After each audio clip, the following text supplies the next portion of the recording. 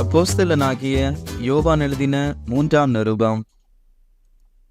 மூப்பனாகிய நான் சத்தியத்தின்படி நேசிக்கிற பிரியமான காயுவுக்கு எழுதுகிறதாவது, பிரியமானவனே, உன் ஆத்துமா வாழ்கிறது போல நீ எல்லாவற்றிலும் வாழ்ந்து சுகமாயிருக்கும்படி வேண்டுகிறேன்.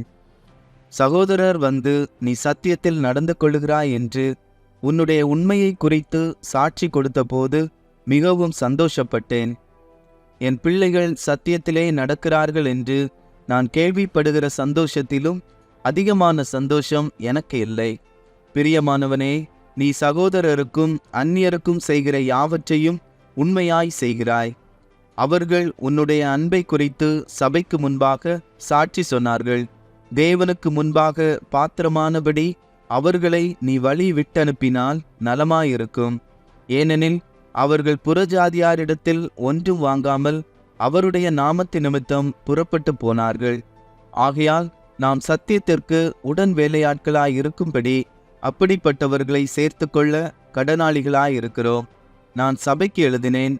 ஆனாலும் அவர்களில் முதன்மையாயிருக்க விரும்புகிற தியோத்திரேப்பு எங்களை ஏற்றுக்கொள்ளவில்லை. ஆனபடியால் நான் வந்தால் அவன் எங்களுக்கு விரோதமாய் பொல்லாத வார்த்தைகளை அலப்பி செய்து வருகிற கிரியைகளை நினைத்து கொள்வேன். அவன் இப்படி செய்து வருவதும் போதாமல் தன் சகோதரரை ஏற்றுக்கொள்ளாமல் இருக்கிறதும் அன்றி, ஏற்றுக்கொள்ள மனதாயிருக்கிறவர்களையும் தடை செய்து சபைக்கு புறம்பே தள்ளுகிறான். பிரியமானவனே, நீ தீமையானதை பின்பற்றாமல் நன்மையானதை பின்பற்று.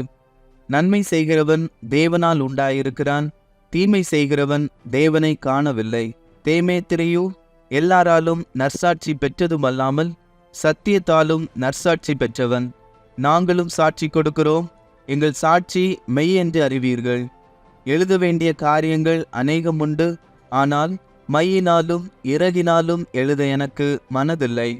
சீக்கிரமாய் உன்னை காணலாம் என்று நம்பியிருக்கிறேன். அப்பொழுது முகமுகமாய் பேசிக்கொள்வோம். உனக்கு சமாதானம் உண்டாவதாக. சிநேகிதர் உனக்கு வாழ்த்துதல் சொல்லுகிறார்கள். சிநேகிதரை பேர் பேராக வாழ்த்துவாயாக.